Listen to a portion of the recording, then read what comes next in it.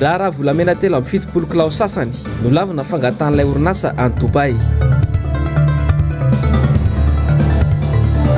Fanentana ny miara-manonjy tongavana ampitandro filaminana indray ny tranometra antra Razafy Manatsoa. Tatitra ny solombavambahoaka ho fenonay ny Enso mandrakizay hoy solombavambahoaka Fidèle Razara Pierre. Tompoko lasy sy tompoko vavy ankafaliana sy ampitiavana be indray ny tsidihako ny tokantranonao amin'ity arivariva ny andro ny sabotsy androany ity manasanao ampanajana sy ampitiavana ary anaraka ny vavao hatramin'ny farany. Momba n'ilay raharaha volamena telo amin'ny fitopolo kilao sy sasany dia notsipahany fitsarana ao Afrika Atsimo ny fitoriana izay napetrak'ilay orinasa any Dubai izay milaza ho tompon'ireo volamena sy ny amitsorana azo teo ary indrindra ny amerenana ireo mpilongambolamena amin'ilay orinasa. Rao ny fanadidina entiny Germain Menjanary teo amin'ny sary sy rindratsariny Manora Andriamalala.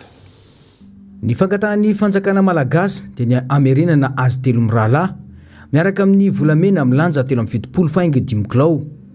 Mbola miandry ny fanapahan-kevitry ny sampandraraha misana ny raharaha iraisam-pirenena na ny département des affaires internationales et de coopération io raha ny fanazavana.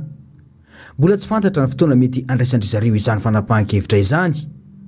Raha tsy ahivina dia efa nanambara ny filoha Marc Ravalomanana fa tsy mitovy ny fitsarana any Afrika Atsimo sy ny eto Madagasikara. Tiantanitra io anizy zao le volamena le 73 kilo iny mbola voasantino fa nisy 10 euro nino izy anizy iny zao mikariko igny mahatonga an'lo le sasany giadra tsy fidiny ery mikariko andreny zareo mametraka fanontaniana ary anizy le aéroplane nandeha tany dia nakaiza ny tompony dia ahoana ny fitsarana dia hono izy ny afrikana mba asiany zareo nanontany dia niantso tokoa ne toy izy zao fotsiny zahatra tenenainao président ny fitsarana ty Afrika Atsimo tsy mitovy ny fitsarana ny Madagasikara. Ianareo tsy manaraka an'ilay protocole ny SADC. Misy atao hoe protocole ny SADC zay amin'ny resaka fitsarana, amin'ny resaka justice. Dia zay mahatonga antsika ohatran'izao io. Dia tsy anaiky an'izay zareo reo arenantsika eto reo rena an-dranomasina reo. Izy amin'ny maka zany. Dia maka iala izy. Ny arenantsika Voajanahary amin'ny ala be da be tsy hitanisan'izany filaza fotsiny hoe ny firaisakina ihany ny filaminana ihany ary indrindrindrindra ny famelana ny olona alalaka satria zay voalaza ny lalam-panorenana mba ta io lesin-java hoe isana zay no ahafana mampandroso. Raha ny loharanom-baovao voaray dia ilay fiaramanidina nitondra an'ireo telo lahy sy ny volamena dia tsy nidina tao amin'ny serana mpiaramanidina iraisam-pirenena OR Tambo fa tao amin'ny serana mpiaramanidina kely izay tsy miankina eo akaiky ny serana mpiaramanidina iraisam-pirenena no nidinany. Eo amin'ny 12 kilometatra eo no manasaraka an'ireo raha toa ka mandeha fiara. Firdebal Aviation no anaran'io serana mpiaramanidina manokana io. Raha ny vaovao azo hatrany dia nilaza ilay mpisolovava any orinasa avy any Dubai io fa hoe en transit ry zareo ka tsy tokony ho nosavaina. Izany dia nilavy ny mpitsara raha ny provinisy eo am-pelatanany.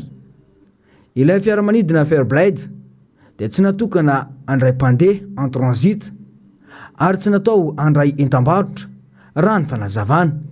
Ilay tale generalin'ny orinasa iray antsoina hoe City Jet Air dia nilaza fa misy orinasa mpiaramanidina tsy miankina malagasy ny antso azy mba anomana fiara itondrana anisy telo lahy ireo. Nilaza izy fa tsy nampafantarina izay zavatra hoentin'izy ireo fa orinasa iray hafa kosa no mikarakara ny entam-barotra entin'izy ireo. Andrasana arak'izany ny toy ny vaovao. Vaovao avy any Toliara kosa indray ny hoentsika manohy ny fiarana amin'ity ariva ity satria dia mafana ny toedrara tany Toliara tany androany satria dia ankoatra ny fitokonana izay nataon'ireo mpianatry ny université dia nisy ireo andian'olona izay nanararaotra izany nandroba fananan'olon-tsotra tany antoerana. Nisy araka izany ny fifandonana teo amin'izy ireo sy ny mpitandro filaminana. Arao ny fanadidina entin-java Andriamaeva.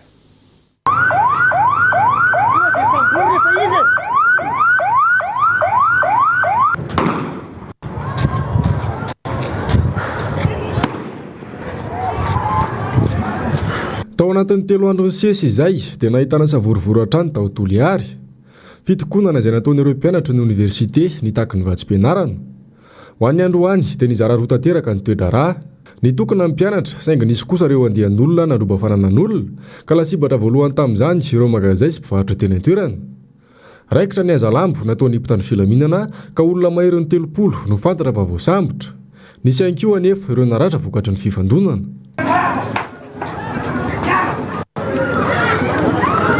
Marina fa efa tsy mpianatra tsony manao grève amin'izao fa efa olona tsotra manana raotra.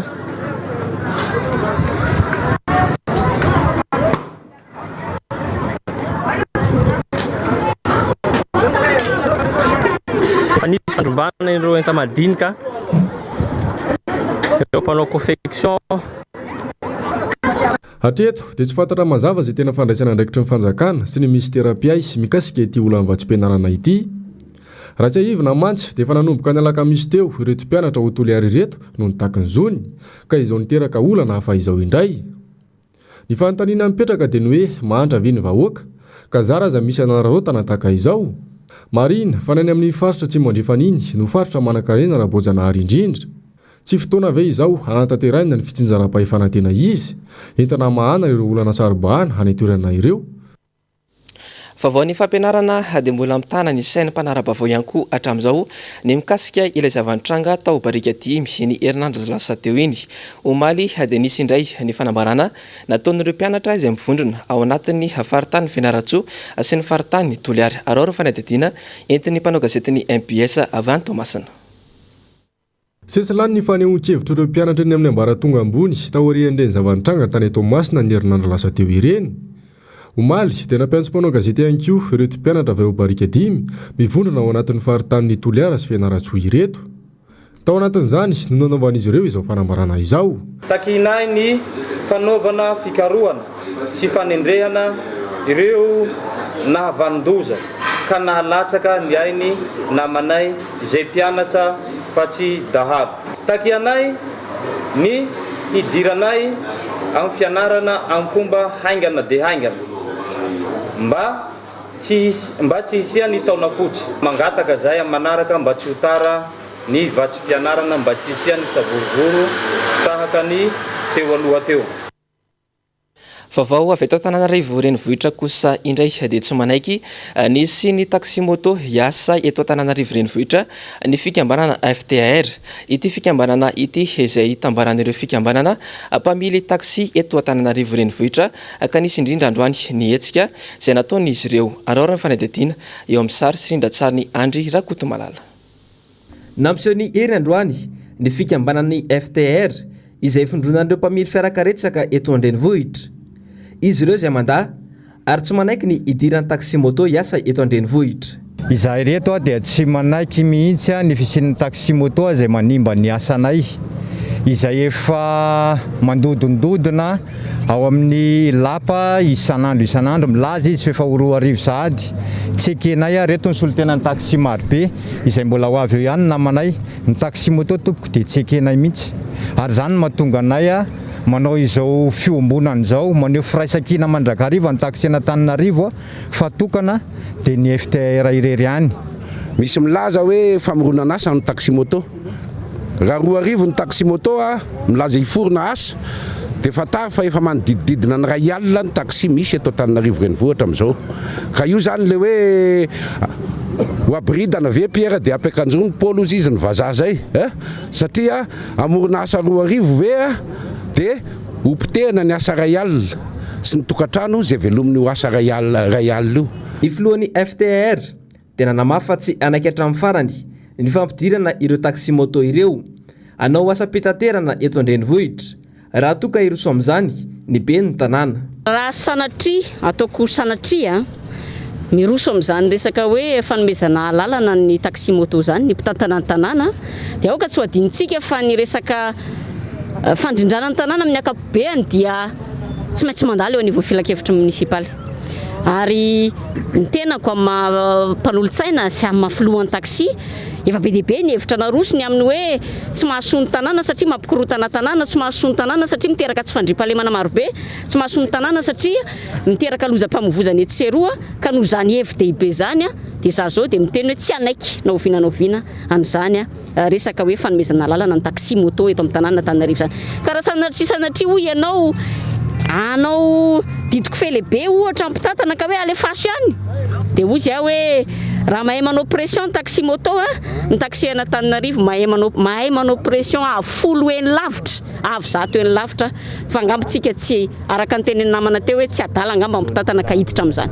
Niaraka ny tandahatra ny azo anambodratrimo ireo mpikambana anatin'ny FTR ifampiarahaba noho ny taona vaovao androany izay nitoana ny fikambanana asanaty fa mikidraka.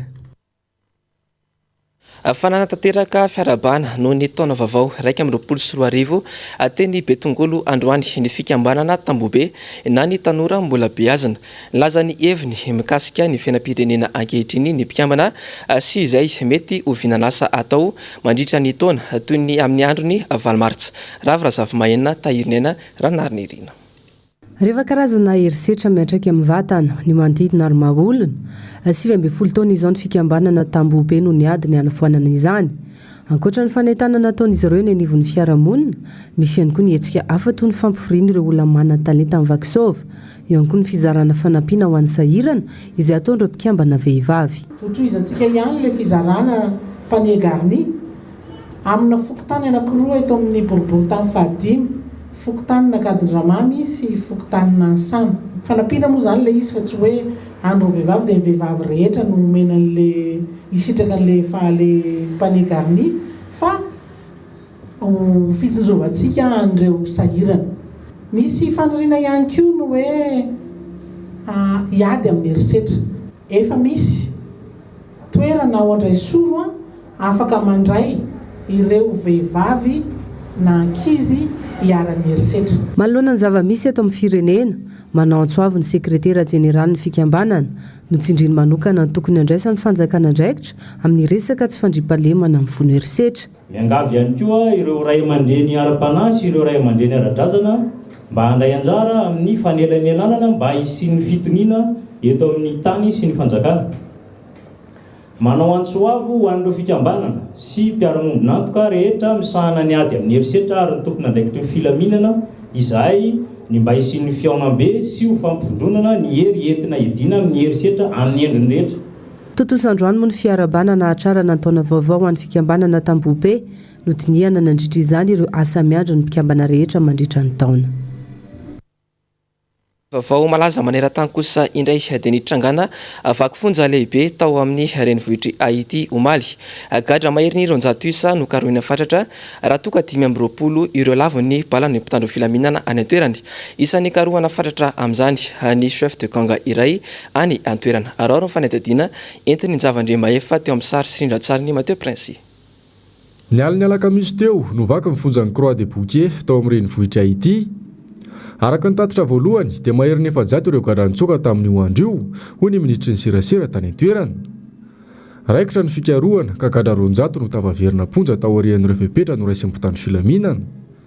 Mariana fa vaofonja 270 no mitoby eo amin'ity fonja ity ka ny 520 no tavaverina tao. 520 kosa ireo namony eny tamin'ny fifandonana ka ny enina amin'izy ireo dia mpandrarany fonja ho hatrany ny tatitra. Isan'ireo namony eny ihany koa lehibe Antahalo Arnel Joseph izay lava mpitandro filaminana tany amin'ny 20 kilometatra mialal'ilay fonja. Araka ny nambarany manam-pahefana trany dia ny 20 tamin'ireo olona maty dia olon-tsotra sendra nifanihatra tamin'ireo voafonja nitsoka avokoa.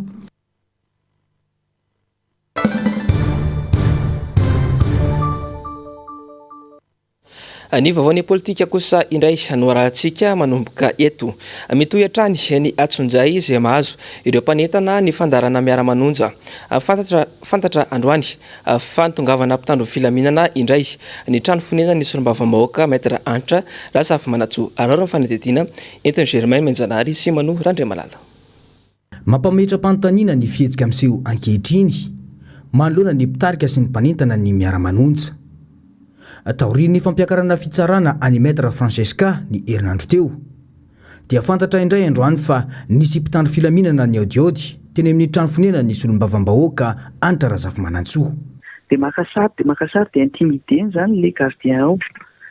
Dia ankeo maraina izy tonga vao maraina tao dia mandondona. Dia avy eo dia makasary dia tsy mivoaka mihitsy le gardien fa tenenina zany hoe ianao sady tsy mandray taratasy, tsy mandray olona, tsy mahazo mampiditra olona. Dia avy eo dia mijanona teo le gendarme avy eo. Dia avy eo indray misy vehivavy tonga manao akanjo sivile. Dia tena misaonie tsy mijanona mihitsy. Misaonie. Dia totomy mafy be amin'izay totomy mafy be ny vavahady. Takatakany ny vavahady dia tondonina.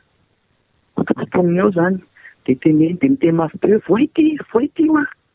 Efa tsy voainao ty dia hiakatra amin'ny tamboho zay hiditra ao zay fa mila misy zavatra jerenao.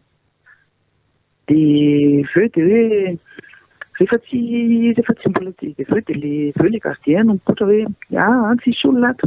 Dia hoe iza ny olona ato dia efa 2 mois efa tsy mipetraka ato intsony. Dia voay ary ty trano ty fa zay mila miditra ao fa mila mijery zavatra ao. Dia loza le gardien za tsy mahazo manokatra mihitsy. Rehefa tsy hiditra ianao zany dia zay hiakatra eto ambony tamboho eto dia hitanao tsara zany.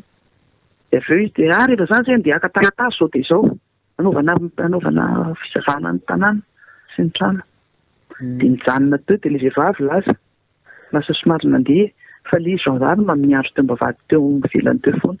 Efa hatramin'ny herinandro lasa indry no nahitana izao fihetsika izao hoy ny fanazavana. Saingy tamin'izany dia fakana sary fotsiny nataon'ireo mpitandro filaminana ireo. Rehefa anao perquisition isava-trano ianao na isava-tanàna isava-trano tsy maintsy mampiseho mandat de perquisition. Dia mila n'le tompo-trano manaiky misy consentement n'le olona vao mahazo miditra. Tsy maintsy hoe mila antaniana zany le olona mahazo hoe afaka miditra ve zay vao mahazo miditra manao perquisition. Tranon'olona tsotra ny atao an'izany.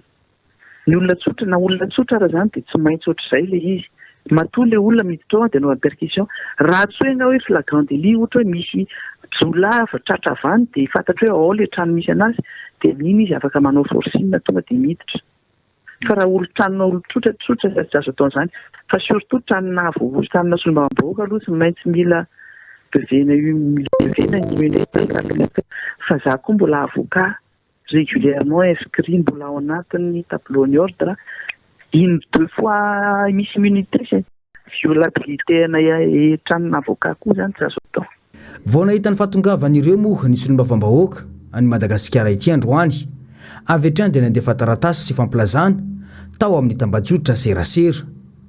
Tonga teny ireo mpanao gazety nijery ny zava-nisy saingy efa tsy teo intsony ireo mpitandro ny filaminana. Tsikatra kosa teo amin'ny manodidina fa misy diana fiara maromaro ary tsikatra ihany koa ny fisinina kiankiraro ny tafika teo amin'ny toerana io. Raha ny fanazavana azo dia ireo mpitandro filaminana izay nijoro ho vavolombelona telo amin'ny fitsarana ihany no tonga teny amin'ny trano ny fonena ny solombavam-bahoaka Andrarazafy Manantsoa io. Misy olana manokana ve hoy ity solombavam-bahoaka ity. Fa voapirofo indray androany ny fatahoran'ny mpitondra fanjakana ny faneho-kevitra ara-politika ataon'ny mpanohitra eto amin'ny firenena. Ny rantiranty indray androany matsy ny mpitandro filaminana sy ny fitaovam-piadiana mahery teny Analakely teny androany maraina. Alors fanadihadiana entiny Germain Menjanary teo amin'ny sary sy rindrantsariny Mano Randriamalala. Tahaka izao no zava-nisy tetsy Analakely androany. Rakotra sy voadidina mpitandro filaminana indray ny Parvis Analakely.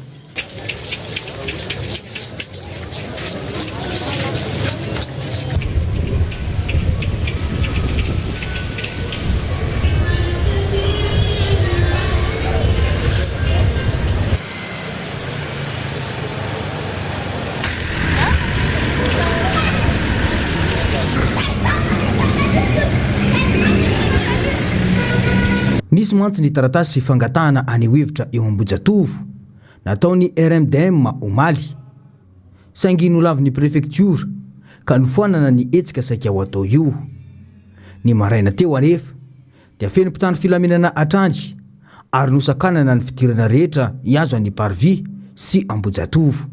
Seho zany amizao direct misy fa tsy misarotavatsony fa tsy mazaka demokrasia tady amerina le didijato tany alobe tagny zany ny fitondram-panjakana zay taretin'ny président Andry Nirina Rajoelina amizao fotoana zao mampiasa ny herim-pamoretana rehetra izy mobiliseny tanteraky misy le mpamiretana dia ho sakanana daholo zany eo amin'io akanjan'ny démocratie io sy neny amin'ny 13 mai nefa teo mbola veriko zahay agnatiny ny organiser zany tamin'ny 2009 fa hoe mihidy ny démocratie eto amintsika dia ho sokafana zay président zafy ny ray ny démocratie nanamafy ny teo anivon'ny CRN sy ny taiza politika ny professeur Albert Zafy fa tsy anaiky ny fanimbazimbana any professeur sy ny ady izay efa nataony teto amin'ny firenena tsy amelanay ozy ireo io toerana io satria ao ny tsangambato ny professeur Albert Zafy rehefa io nikanjan'ny démocratie ny sokafana tamin'ny 2009 fa sy hoe rehefa nahazo fitondrana dia adimo le izy namonjy atao saradimo zahay sy misy mijoro zahay miainga avy ato amin'ny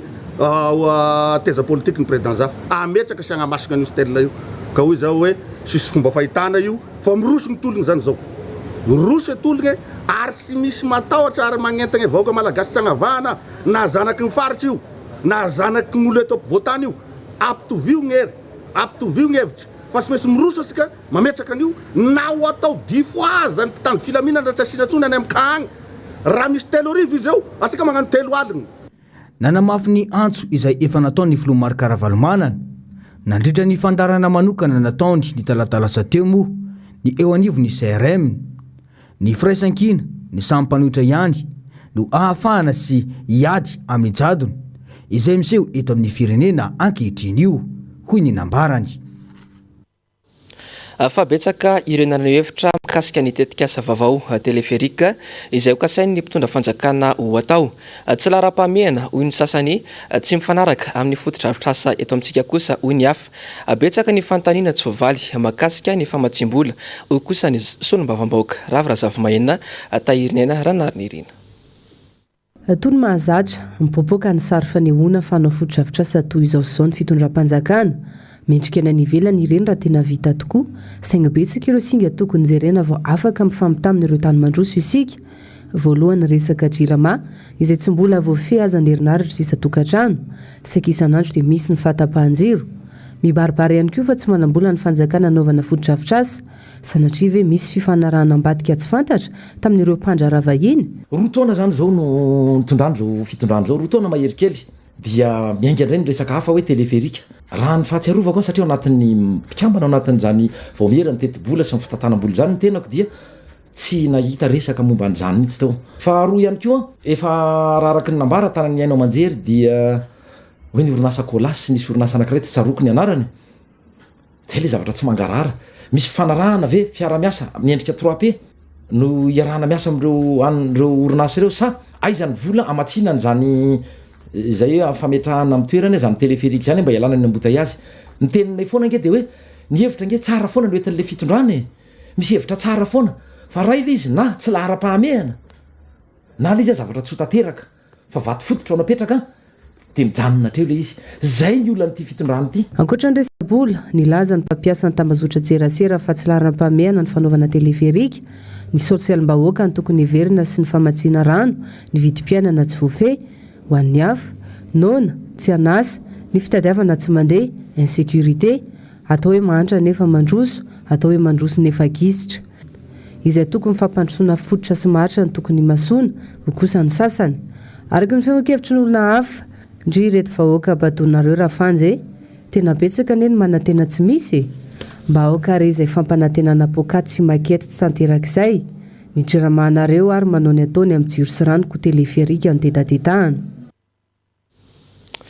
fa anisany antoko politika elanjoroana ny antoko MFM ary efa anisany antoko politika niatrika ireo raha mafana rehetra teto amin'ny firenena androany dia nanatanteraka kongresy ireo solotenany faritra arao mifanadidina eo amin'ny sary sirindra-tsariny Andry Rakotomalala misa 100 ny antoko politika mijoro ara-dalàna eto Madagasikara ka tafiditra anatin'izany ny antoko MFM anisany antoko elanetezana ity antoko ity ary fantatry maro amtsikera mivaivay amin'ny fanehoan-keviny mikasika andraram-pirenena hatramin'izay antoko izay teraka tamin'ny hetsika ny tolom-bahoaka tamin'ny taona 2007 ka itompoko lamanandafy Rakotonirina no filompanorina any ity antoko ity ankehitriny dia tsy mbola miova amin'ny foto-kefiny joroany ny antoko MFM ny MFM aloha zany ny ainy hatramin'izay dia matetika ao anatin'ny fanoherana zay ny nalalan'ny olona ny MFM zany a tsy manakatom-bava amin'ny zavatra tsy mety ary tsy manaiky lembenana amin'ny tsy fandeny zavatra rehetrarehetra fa na izana tsy zany a ny MFM dia miezaka foana mitondra hevy baovao ahafana manarina ny firenena tsy tsangan'olona tsy tsangan'olona no anorenany MFM tolona fa tsangakevitra ary raha vao resaka olona ohatr'izay zany no mena lanjany ao amin'ny fanaovana tolona dia somary lavidavitra ny MFM ihany zany ka ny anavana hoe ty pombandranona na ity pombandranona foto-kevitra ny any MFM fa tsy fandaniana amina tsangan'olona. Isa amin'ny herinandro avy io ny fanambarana ataony ity antoko ity manoloana ny zava-misy eto amin'ny firenena amin'izao fotoana izao. Fa manoloana indrindra ny fanagadrana ireo olona 12 menada izay nisamborina tetsy amin'ny kianjany 13 May tamin'ny sabotsy lasa teo iny dia nahatsara azo ireo ny vehivavy tia androany. Nisy araka izany ny hetsika tolo-tanana izay notanterahana tetsy amin'ny foibe ny antoko tima etsy ampandrana androany. Rao ny fanedidina eo amin'ny sary sirindra-tsary ny Andry Rakotomalala. Nahatsara manokana ireo 12 menada nidoboka ponja any Tamora noho ny hetsika tamin'ny sabotsy lasa teo ny vehivavy tima. Nampiseho firaisan-kina araka izany ireto vehivavy ao anatin'ny antoko tima ireto ka samy nanome izay fony ho fanampiana azy ireo. Raisin'izy ireo avokoa izay fony rehetra ho fanampiana andreo tsy manatsiny 12 menada voatana any amponja vonjy-maika ireo. Tsirarina zany ny zavatra nahazo an'le voafonja 12 any Tamora. Dia nisy ny hetsika ataonay zany saika hoe hanao fampiarabana tratra ny taona dia noho ny zava-misy rehefa dia najanona le izy fa tonga dia hoe alao izay zavatra tokony ho lanintsika amin'le fampiarabana tratra ny taona dia ho atolotra ho an'ireo gadra ireo satria atsika tsy haina ao anaty fifaliana nefa ny namantsika ao anaty fahoriana tanteraka. Dia eto zany izay dia tonga nanao tolo-tanana zany ho an'ireo voafonjy ireo. Misy ny tonga eto misy ny olona nandefa avy any an-trano ary misy ny olona avy any ampitan-dranomasina raha tonga nanohana anay ka dia tena misaotra be da be noho ny fitokisana napetraka ireo taminay satria izany vehivavy zany vonina trano zany na mora na misarotra. Tena narisika ny olona zany amin'ny ankapobeny satria izay kely teo am-pelatana ny entiny tsy voatery hoe ty misy vola be, misy nanome betsaka, misy nanome kely arakaraka izay fahafahana eo am-pelatanany fa dia tena mahavaky fo ilay izy malahelo ny tena. Izaho moa zany izaho manokana efa teo ny ala fa mafy zany any amponja zany ka dia mbola manentana antsika rehetra zany izay tsara sitrapo mba hanohana ny vehivavy fa ataonay ao anaty mangarahara tsy misy verty na infrahara fa dia tonga any amin'ireo gadra ireo ny vola izay omenareo. Mbola mitohatra amin'ny alatsinainy maraina ity hetsika ity ary atolotra ny fianakavian'ireo 12 menada ny alatsinainy hariva ho avy izao. Fa tsy emotra amin'ny tolona izay avy anatombony ny avy ao nivo ny miara-manonja izany. Androany dia no mahafisin'izy ireo izany rehetra izany ka ho asehon'izy ireo amin'ireo rehetra hetsika izay mbola ho kasaina ho atao izany. Ary ny fanadihadiana entiny Njavandriamahefa sy Mateo Prince. Omaly no nampafantatra amin'ny prefena Antananarivo ireo solombam-bahoaka avy amin'ny antokotiko Madagasikara fa ny enina martsa ho avy izao no anaovan'izy ireo nitatitra ho an'ny vahoaka eny amin'ny kianjan'ny Soamandrakizay. Fa namby araka izany no mapetraky ny solombam-bahoaka Fidèle Razarapera fa manana ny lanjany ary tsy azo atao tsinontsinona intsony ny mpiara-dia amin'ny mpanohitra amin'ny fotoana io. Ary valikafatra ho an'ny mpitondra fanjakana io amin'ny firiarian'ny fanjakana hoe izahay dia enina isan-jato monja, izahay dia vitsy enisa ary izahay dia resy lava. Dia aleo foazinay tsara mihitsy ny sain'ny mpitondra hoe diso zany fomba fijerinareo zany, ahitsio zany fomba fijerinareo zany. Fa androany zay samy manao défi aminareo fa tsy enina isan-jato zay ary tsy resy lava ary tsy vitsy enisa. Fa ianareo no miororo manoloana ny fihetsika ny solombam-bahoaka izay manana an'izany ataontsika hoe finiavana anao an'izany tatitra. Solombam-bahoaka enina monja ky mampiororo anareo ary dia tena mangitakitaka mihitsy zareo satria manino hipotra marina ka hivoaka ny original tsisy doublon ntsony amin'izay fotoan'izay fa ilay tena izy no tonga eny hoe reo tokoa ary ny anay io tsisy doublon io zafady raha arivo ny tonga eny dia arivo fa tsy afaka ataonao hoe ataoko copie-coller reto olona arivo reto dia afaka resahana fa 2 arivo fa tonga dia apetraka reo mivelara-tany dia raha ohatra ka tena te-anao ganenay nareo dia mandefasa drone mihitsy makeny dia alao sara avy eny ambony ny olona hoe tsy feninay ny toerana dia mazava izy amin'izay fotoan'izay fa defi iny ataonay aminareo mpitondra fanjakana mahazo mandeha fa drone nareo maka sary fa tsy olana fa aleo fanjaranay mameno an'izao mandrakizay za moa mijery ny publication namana dia hoe ngamba tsisy olona hipetraka ntsony eny an-trano amin'io fa ino ny volana mars io fa tout le monde any amin'izao mandrakizay dia mazava ny zavatra tianay atongavana hoe ho avy aminareo ny valikafatra amin'ny alalan'ny fahatongavan'ny olona mifanontrina aminay dia mieritrereta amin'izay aorianan'izay anasana moa izay fanapa-kevitra raisin'ny préfet n'Antananarivo mikasika io hetsika ho ataon'ny mpanohitra eny izao mandrakizay io. Dia zay ankory tompoko lahy sy tompoko vavy no toko manakatona ny fampalalam-baovao amin'ity androany ity hisoraka ianao nanaraka izany hatramin'ny farany hisorana ihany koa ny mpanao gazety sy ny teknisiana izay niarany salakana natotosa izao fampalalam-baovao izao. Samio samy tsara ry tompoko lahy sy tompoko vavy.